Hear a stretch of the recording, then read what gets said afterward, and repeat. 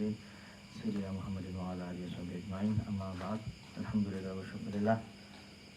Pada kesempatan malam diperagakan bagaimana cara nyiram dalam mandi mayit. Nah, pertama dalam proses pemandian mayit ada 3 tahap ya, masih ingat insya Allah ya. Di dalam proses memandikan mayit ada 3 tahap. Tahap pertama itu tahap yang disebut dengan tahap membersihkan. Tahap kedua tahap wudhu, baru tahap terakhir adalah tahap mandi. Ini yang paling penting, yang wajib adalah tahap terakhir. Nah, dalam yang pertama yaitu tahap membersihkan, di sini berarti maknanya apa?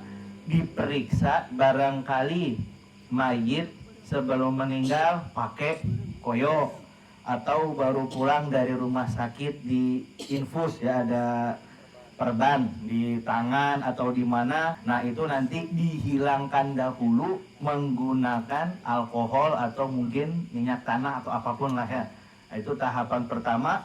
Kita membersihkan mayit dari segala macam hal yang menghalangi air sekiranya tidak sah wudhu. Lalu nanti yang di pertama juga kita melakukan istinja ya, atau bahasa ininya ya bebersih gitu ya, dari najis-najis yang tersisa di mayit, sehingga nanti ketika dimandikan sudah tidak ada najis dan proses sholat pun menjadi sah.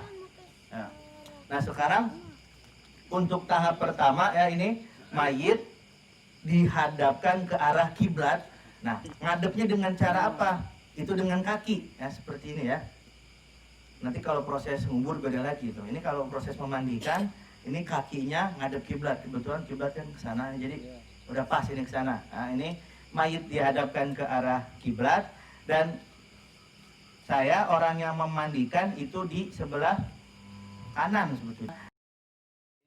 Biasanya ya, ketika memandikan mayit, yang memandikan itu memiliki asisten biasanya 2 orang.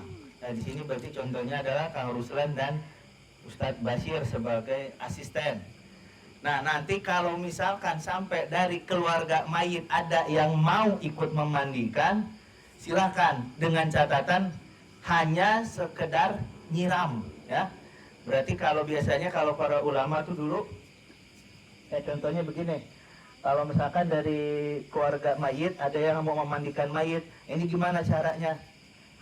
Dia masuk ya, terus dibacakan Fatihah kepada si mayit, Fatihah ila ruh fulan fulan. Nah, terus sama si ahli mayit, anaknya atau siapa, itu disiram begini. Tapi baca Fatihah, tapi kalau di kamar mandi, tapi berarti jangan dilafadzkan dalam hati. Sambil dia nyiram, sambil baca Fatihah sampai ujung, dah keluar. Nanti kalau ada yang mau bantu dari sebanyak keluarga mayit cukup 1 orang, jangan kebanyakan orang. Semakin banyak yang ikut mandiin, semakin kacau ya. Pingin diginiin, semakin banyak omongan, semakin banyak mulut, itu urusan mandi malah tambah nggak benar. Nah, ini diusahakan selama proses memandikan mayit, mayit auratnya tertutup ya. Ini anggap kita sudah ditelanjangin, kita tutup bagian auratnya pakai 2 kain ya. Kain pertama khusus untuk aurat, kain yang kedua yang besarnya ini kalau ada nanti pakai yang lebih panjang ya, lebih panjang dan lebih lebar ya. Nutup dari ujung kepala sampai ke ujung kaki, itu selebarin. Nah, untuk kainnya apakah sah mayit disiram dengan air di bawah kain begini?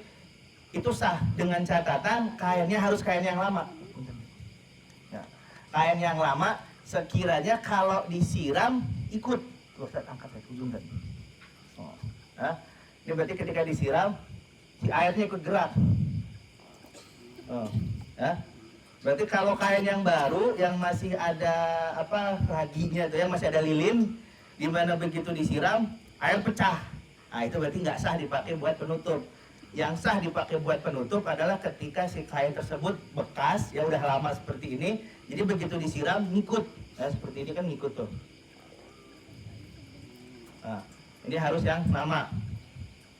Nah, sekarang proses pertama ini misalkan habis proses pertama, proses pemandian itu adalah proses pertama adalah proses pembersihan ya. Ini berarti asisten Kang Ruslan dan Ustadz Basir pakai tusuk gigi ya, ya, tusuk gigi yang gunanya adalah untuk membersihkan kotoran-kotoran di bawah kuku tangan dan kuku kaki. Ini anggaplah ya, ada kuku-kukunya gitu ya, anggaplah. Ini punya Pak Basir nggak apa-apa. Nah, mereka langsung ke kuku sendiri, pura-puranya gitu ya. Pura-puranya ke kuku sendiri gitu. Kalau kena kuku. Ini berarti kalau kuku mayit panjang jangan dipotong ya, nggak boleh. Oh iya. Jangan dipotong, mau rambut panjang, kuku panjang jangan dipotong, kubur sekalian. Berarti kalau ada yang kotor, kayak ada kotoran-kotoran nyelip di bawah kukunya, itu dibersihkan pakai tusuk gigi dan diperhatikan kalau sampai tusuk giginya lancip, ditekan dulu biar agak tumpul. Kasihan ini mayit sensitif. Mayit itu sensitifnya melebihi orang hidup. Kalau kita orang hidup nempak begini mungkin nggak berasa, tapi bagi mayit ketika masih udah meninggal itu sensitifnya sakitnya amat sangat. Jadi harap diperhatikan ya. Berarti nanti ketika sebelum disiram tadi Kang Ruslan bersihin kukunya, yang tangan, basir kaki, terus ada kain, kemarin kain itu kan tuh sapu tangan. Masih ada nggak sapu tangan? Oh, sapu tangan ya ada. Ini sebagai buat contoh, kemarin ada sapu tangan, ada nggak di situ? Yang ada. Ini anggap aja nih ya, membersihkan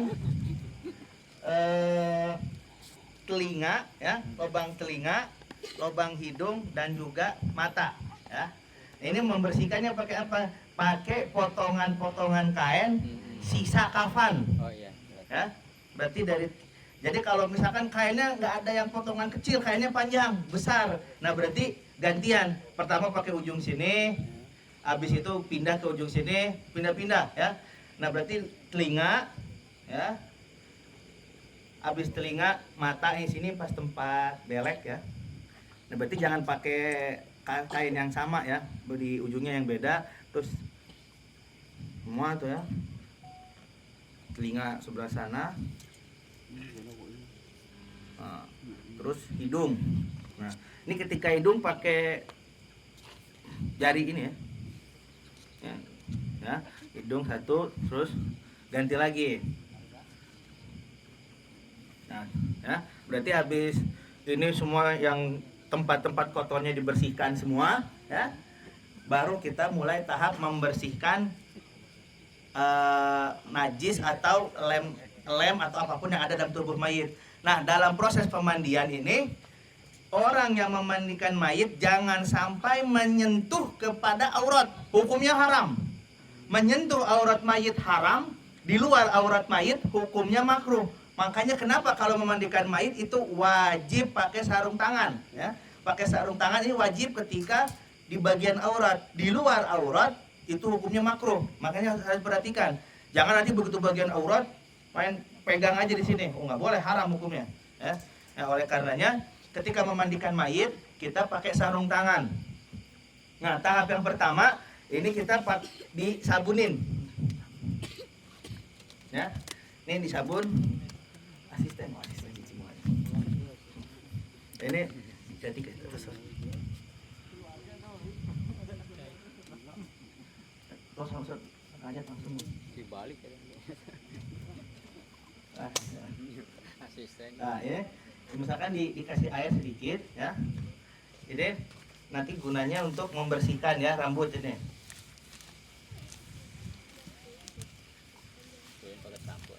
Ya, ini pakai ini juga pakai apa? Sabun ini nggak apa-apa ya. Sabun cair ya. Nah, terus kita lihat ininya apa tangan. Berarti tambahan lagi sedikit, anggap ini contohnya. Terus ini berarti belum pakai airnya, ini kita baru membersihkan. Sambil nanti dari pihak siapa keluarga mayit ngasih tahu, mungkin oh ada koyo di pundak. Nah, nanti kita fokuskan. Nah, sekarang kita hanya di bagian depan dulu ya. Harusnya sih tangan kanan dulu ini di sana ya. Ini karena posisinya di sini ya. Harusnya kanan ya. Tadi salah, mulai dengan kiri ya. Kita mulai dengan tangan kanan.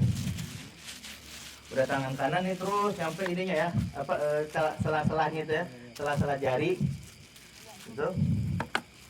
Terus mulai dengan tangan kiri semuanya, nah, baru badan. Ya. Berarti ketika badan, saya tadi gitu lagi sama contohnya ngambil ini dikit, ya. Nah, terus ini kita, ya. Ini kan kalau main biasanya kan tangannya ke situ, jadi gampang ya. Ini kan yang inilah ya. Ini selama proses pembersihan diperhatikan jangan sampai aurat terlihat. Nah, ini terus ini sela-sela kaki. Nah, sudah mulai yang yang kanan kita ke yang kiri ya.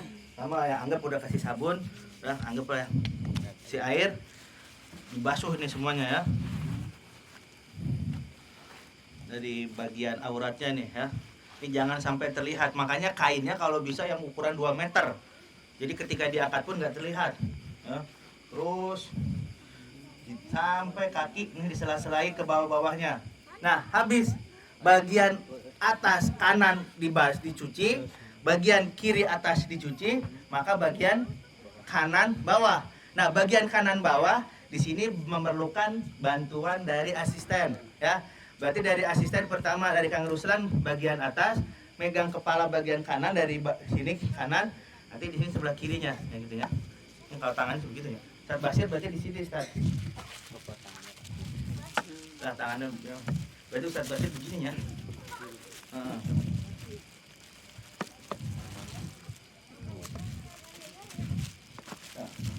angkat kan. Oh ini ya. Diangkat. Nah, berarti nanti saya di sini pakai sabun lagi tuh basuh belakang ya. Nanti memperhatikan barangkali ada koyo, saya nggak harus melihat ya, kecuali kalau emang darurat takut nggak ada koyo nggak apa-apa karena ini bukan bagian aurat, dirasakan terus ya. Ini posisi ini ini mah atas mah nggak apa-apa ya, ini bagian belakang agak miring gitu nah ya. Berarti ini selama proses ini ya, mayit diangkat.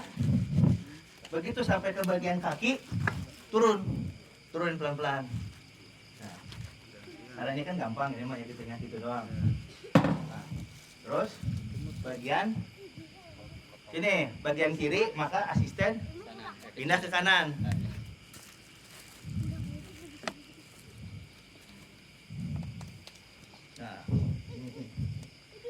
Nah, ya begitu. Ya. Ini sini, saya dari sini ya, belakang terus tanpa membuka aurat, itu perlu diperhatikan ya. Kayak model bagian ketiak nih, bagian lipatan ini bahaya ya, jangan sampai terlewat. Takutnya di situ ada kotoran yang nggak bersih. Nah begitunya bagian kaki, taruh lagi, ya, sampai bawah kaki. Nah udah beres.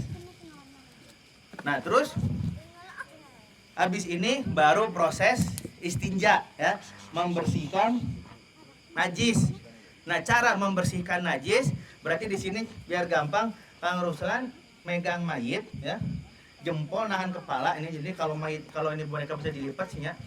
Jadi jempol megang kepala, si mayit diangkat, didudukin lah gitu ya. Posisi kan pahanya mah diam. Ya, ini nggak bisa ya.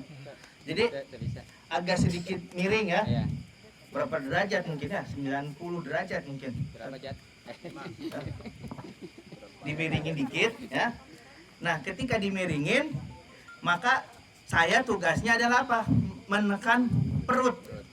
Nah, di sini menekan perut jangan terlalu lembut, takutnya ada kotoran yang tidak keluar dari najis-najisnya, dan jangan terlalu kasar ya. Pak, karena mayit pasti kesakitan ya. Jadi ditekan dulu pelan ini ya dari luar. Jadi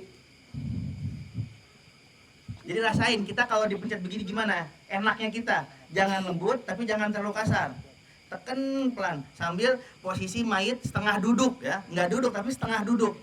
Makanya kenapa mayit begitu meninggal langsung proses dimandikan, karena kalau dimalamkan, malam meninggal paginya baru diproses, maka mayit sudah kaku, nggak bisa diotak-atik, tangan nggak bisa diangkat-angkat, posisi nggak bisa didudukin, udah kaku semuanya. Akhirnya sunah-sunahnya kelewat, ya. Makanya begitu meninggal malam, detik itu juga dimandiin. Kalaupun mau nunggu yang jauh ya gampang, dikafanin, buka mukanya, silakan. Mau nunggu nyampe besok pagi nggak apa-apa. Berarti sudah didudukin, ya, ditekan. Nah, ketika proses mayit ini perutnya ditekan, mengeluarkan najis, kita dari awal sebetulnya dari awal proses sudah diminta untuk menyalakan bukhur, ya, atau dupa atau wangian. Nah, begitu proses dikeluarkannya najis dari perut mayit, di sini diminta ada asisten, misalkan ya orang keempat, bukhurnya dibanyakin. Biar kenapa? Walaupun nanti kecium bau dari mayit, paling tidak manfaat bukhur tersebut mengurangi bau yang keluar dari mayit. Ya, jadi kitanya rasa jijiknya nggak terlalu parah. Nah, jadi biar kitanya nggak ada rasa jijik, nah ini makanya bukhur dibanyakin. Dan juga kenapa? Kasihan. Mayit kalau nyampe kecium baunya atau kelihatan auratnya dia malu. Karena selama proses memandikan mayit, roh tersebut akan hadir, datang melihat prosesnya. Ketika kita memandikan mayit dalam keadaan yang kasar, dia akan menjerit. Atau kita memandikan mayit dalam proses auratnya kebuka, mayit akan malu di situ. Nah, makanya biar mayitnya nggak malu, biar mayitnya nggak merasa sakit, mandikannya yang lembut. Dan yang kedua, aurat harus selalu tertutup. Nah, ini habis perutnya ditekan, ya, maka itu, nah ini, ya, proses nyiramnya, siram. Oh, pas bagian ini najis, agak banyak. Ada proses. Nah, ini makanya kalau pakai teko, tekonya ada 3 atau 2, terus di situ. Kita cebok. Nah, di cebok ini berarti masuk bagian dari zakarnya, kelamin kubul depan, dan juga plus dubur. Ya, dan ketika nyebokinnya seperti normalnya orang dicebokin. Orang kalau nyebokin, ada yang nyebokin nyampe jempolnya masuk ke dalam duburnya. Ya, kalau kita kadang begitu mandiin mayit, jari tengahnya masuk ke dalam dubur. Nah, itu jangan menyakiti. Ya. Jadi cukup dari luar. Tahu dari mana ini mayit suci apa tidak? Lihat dari kainnya.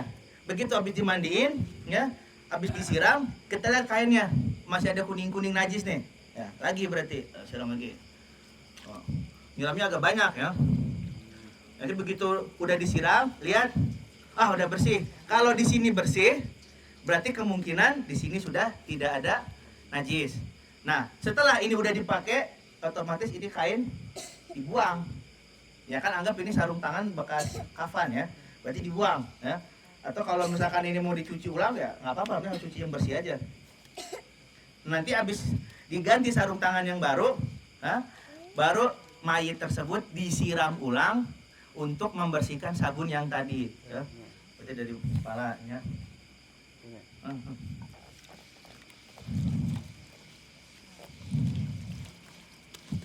Selama memandikan mayit, sunnah mengandalkan tangan kiri, ya. Selama memandikan mayit itu disunahkan mengandalkan tangan kiri, manfaat tangan kanan hanya sebagai penolong. Di mana agak sulit, baru pakai tangan kanan. Misalkan ini ya masih bisa, ya, masih bisa pakai tangan kiri. Ya. Jadi sebelah sini, ya. Nah, berarti saya sebelah kanan, sebelah kiri, proses. Yo. Nah, kalau pas nyiram sini nggak usah banyak-banyak, ya. Beda dengan tadi sedang membersihkan najis. Ini sedikit juga nggak masalah karena hanya membersihkan kotoran yang biasa. Nah, terus ya, pindah sini, ulangin lagi gitu, ya. Nah, main bantu aja. Nah, ini yang paling penting ketika mandikan mayit apa? Asisten memperhatikan tangan mayit. Nah, tadi Ustadz Basir saya tangan di sini, ini udah ke sana. Oh. Kecepatan Mas itu. Nah, berarti asisten nyiramnya memperhatikan tangan mayit. Tangan yang memandikan. Tangan yang memandikan, ya. Nah, gitu dah. Agak tinggi atau tuh. Nah. Jadi diperhatikan, nah, tangan saya nyampe mana? Situ. Terus beres. Nah, lalu mulai tahap seperti tadinya apa diangkat. Tapi diangkat perlu nggak diangkat? Paham? Kalau udah paham sih nggak usah diangkat sih. Paham. Jadi tinggal nanti berarti Kang Ruslan dari sebelah sini, sebelah sini, Kiri dulu kan ya. kanan bawah. Iya, iya. Ya, berarti Kang Ruslan dari kanan bawah, dari sebelah kiri angkat mayit, Ustadz Basir. Nah, tangannya simpen dulu lah ya. Nah, nanti saya, ya berarti Kang aja terima. Asisten. Dua. Makanya harus ada 4 orang tuh begitu ya.